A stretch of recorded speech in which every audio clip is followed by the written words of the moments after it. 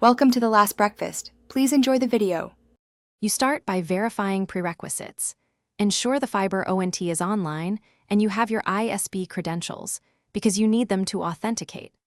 Once done, plug an Ethernet cable from the ONT into the router WAN port and power both the ONT and the router. Let them boot for 2 to 3 minutes so interfaces initialize.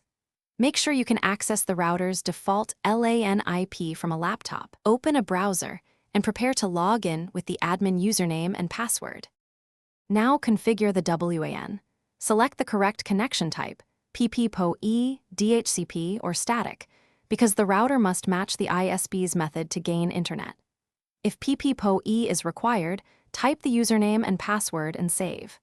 Next, check whether your ISP uses VLAN tagging. If so, add the specified VLAN ID on the WAN interface to ensure traffic reaches the right service. Also enable IPv6 when offered and set DNS to either the ISP's servers or a trusted resolver such as 1.1.1.1 for faster lookups.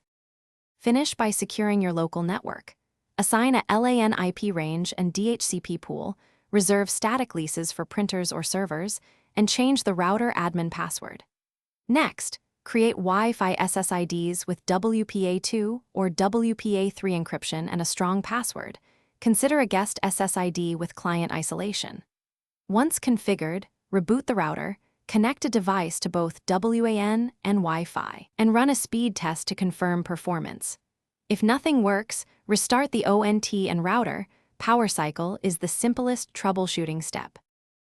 Thanks for watching. If this was helpful, leave a like and consider subscribing. See you next time.